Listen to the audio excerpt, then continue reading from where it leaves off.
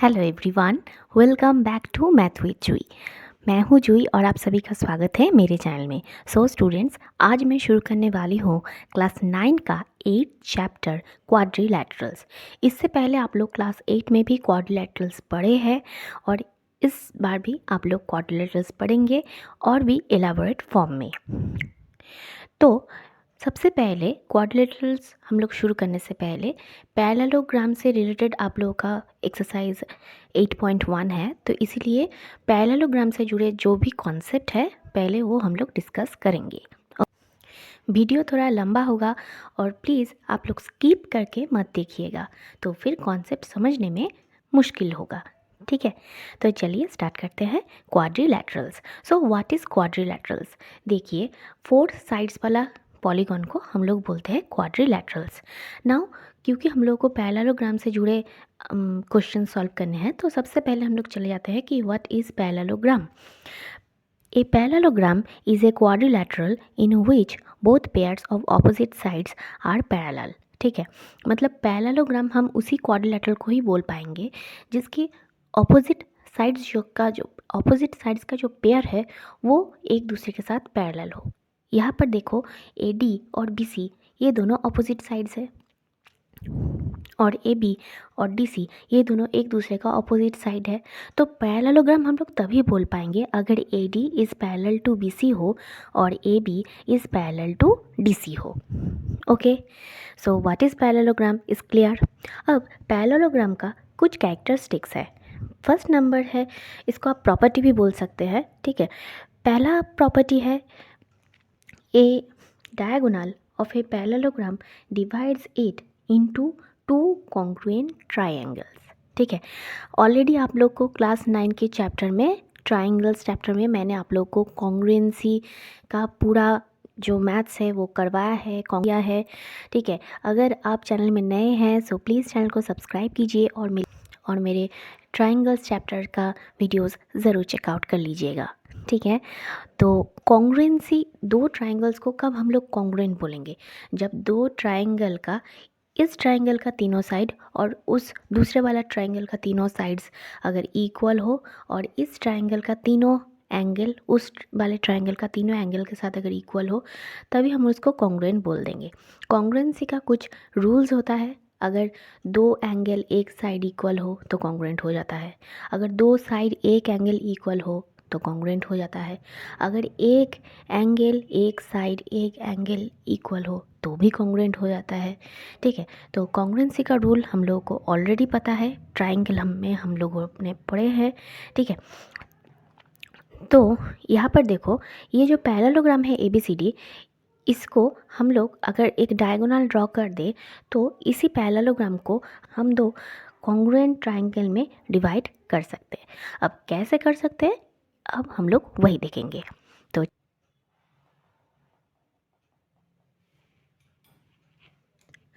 यहाँ पर देखो, मैंने क्या किया है, एक डायगोनल ड्रॉ किया है। डायगोनल का नाम क्या है? AC। ABCD is a parallelogram and AC is a diagonal. अब AC डायगोनल ड्रॉ करने के वजह से हम लोग को दो ट्रायंगल मिला है, ट्रायंगल ADC और ट्रायंगल ABC। ठीक है, तो अब हम लोग को देखना है कि ये दोनों ट्रायंगल कॉन्ग्रुएंट है।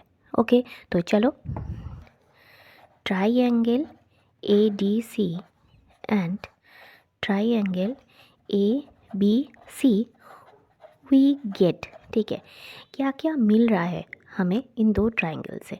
देखो, मैंने तुम लोग को बोला था कि अगर जेड फॉर्म हो, ठीक है, देखो इधर एक जेड फॉर्म हो रहा है, इधर भी एक जेड फॉर्म हो रहा है। अगर जेड फॉर्म हो तो अल्टरनेट एंगल्स जो है वो इक्वल होता है, right.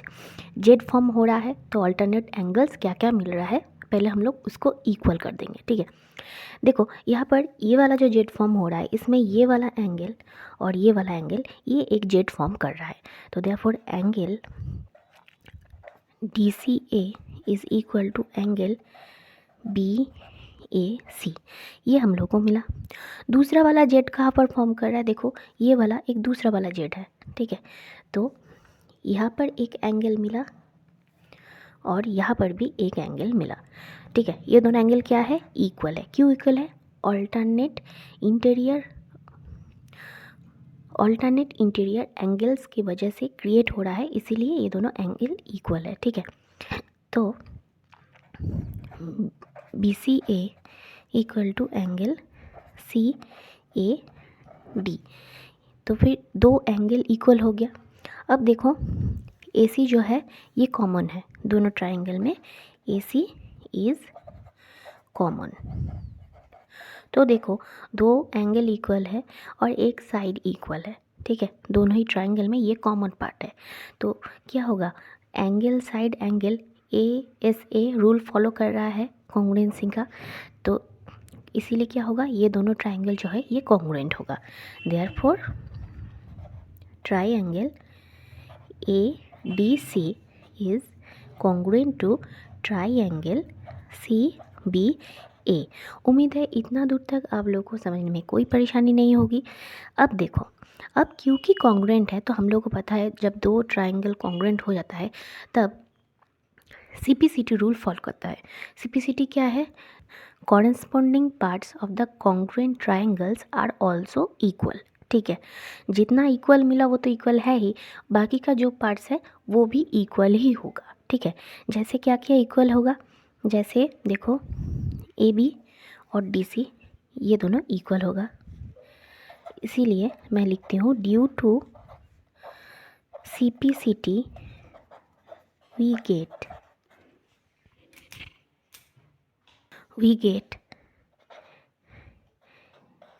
A D equal to B C and A B equal to D C, ठीक है। तो फिर देखो यहाँ से हम लोगों को दो चीज़ मिल रहा है। पहला क्या चीज़ है कि अगर डायगोनल को ड्रॉ कर दे तो एक पैरेललोग्राम को दो कॉन्ग्रुएंट ट्राइंगल में हम लोग बांट सकते हैं। तो पहला वाला जो है, a diagonal of a parallelogram divides it into two congruent triangle, ये हम लोगों ने प्रूव कर लिया है।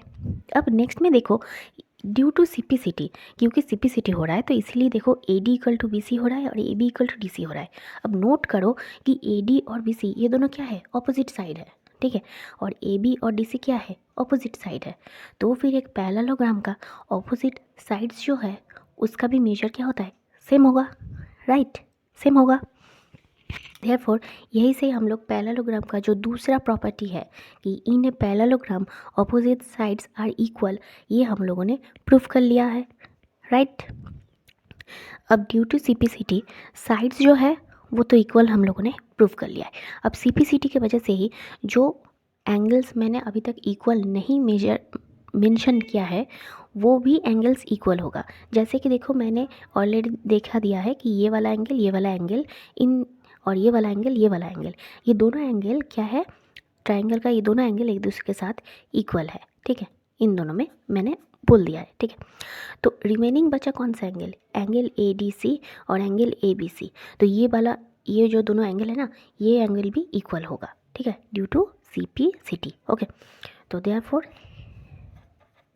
Angle A D C is equal to angle A B C, ये भी होगा, ठीक है। तो यही से हम लोग को और एक बात भी मिल जा रहा है कि opposite angles of a parallelogram are also equal, ठीक है, opposite angles of a parallelogram are also equal, ठीक है। जैसे ये वाला एंगल और ये वाला एंगल, ये दोनों क्या है, ऑपोजिट एंगल है, तो ये वाला एंगल इक्वल तो हो गया।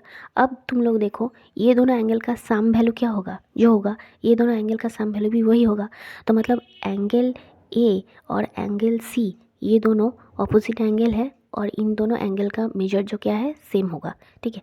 और एंगल बी और एंगल डी ये दोनों ऑपोजिट एंगल्स है और इन दोनों एंगल्स का जो मेजर होगा वो सेम होगा, ठीक है। तो देयरफॉर पैरेललोग्राम का और एक प्रॉपर्टी भी हम लोग को यही से मिल जा रहा है कि opposite angles are also equal, right.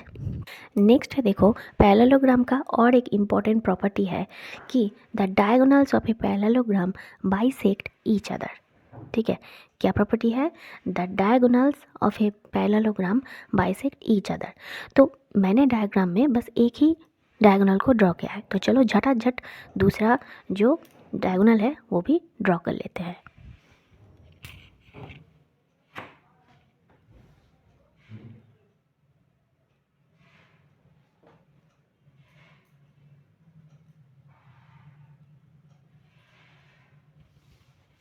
फिर देखो मैंने दूसरा वाला डायगोनल भी ड्रॉ कर लिया है। दूसरा वाला डायगोनल का क्या नाम है, B D.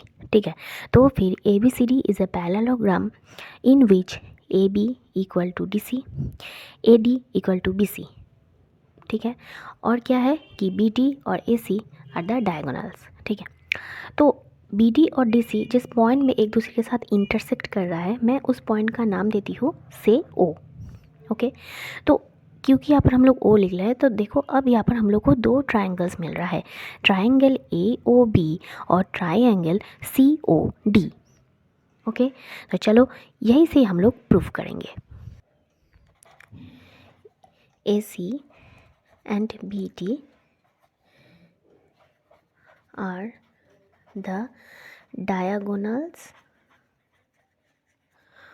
of the parallelogram ABCD which are intersect at point O. From triangle AOB and triangle COD we get। ठीक है, दो ट्राइंगल्स हम लोगों को मिला है, triangle AOB and triangle COD। तो यहीं से हम लोगों को क्या क्या मिलेगा ये हम लोग देखते हैं। ठीक है, अब देखो तो ये जो हम लोगों ने पहले जो प्रूफ किया है कि angle DCA is equal to angle CAB। ठीक है, तो इसको हम लोग एंगल DCO ये वाला नाम दे सकते हैं, राइट। एंगल DCA को एंगल DCO भी बोल सकते हैं, और एंगल CAB को हम लोग एंगल OAB भी बोल सकते हैं, राइट, क्योंकि ये दोनों भी ऑल्टरनेट इंटीरियर एंगल्स ही है। ठीक है, तो DCO is equal to angle OAB ये मिल रहा है, और क्या है AB इक्वल टू DC ये भी हम लोग को मिला है। और देखो सेम ये वाला एक और जेड फॉर्म हो रहा है, इस जेड फॉर्म में हम लोग देख रहे हैं कि एंगल CDO मीन्स ये वाला angle CDO is equal to angle OBA। ठीक है, angle CDO is equal to angle OBA, right. तो ये भी क्या है, ऑल्टरनेट एंगल ही है। ठीक है, तो देखो दो एंगल इक्वल और एक साइड इक्वल, तो क्या होगा, ये दोनों ट्राइंगल भी कॉन्ग्रुएंट होगा। ठीक है, तो therefore triangle AOB is congruent to triangle COD, right. अब क्योंकि कॉन्ग्रुएंट है तो कॉन्ग्रुएंसी की रूल के वजह से क्या होगा, due to CPCT corresponding part of the congruent triangles are also equal. इसके वजह से हम लोग को क्या क्या मिलेगा, इसके वजह से हम लोगों को मिलेगा कि OC इक्वल टू OA, और क्या मिलेगा OD इक्वल टू OB।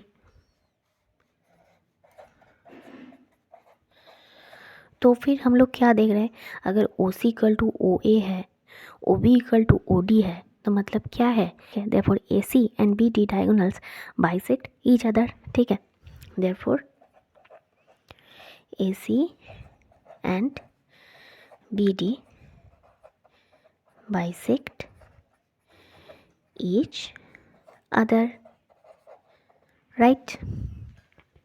सो देखो पैरेललोग्राम का जो चार प्रॉपर्टीज़ है, चार प्रॉपर्टीज़ ही हम लोग आज के क्लास में अच्छे से सीख लिए।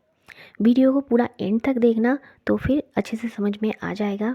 अगले क्लास में मैं क्वाड्रिलैटरल्स का एक्सरसाइज 8.1 शुरू करूँगी। अगर आप चैनल में नए हैं तो प्लीज़ चैनल को सब्सक्राइब कीजिए। यहाँ पर मैं NCERT मैथ टेक्स्ट बुक की सॉल्यूशन लेके आती हूँ। थैंक यू, मिलते हैं अगले वीडियो में। बने रहिए विथ मैथ विद जूही।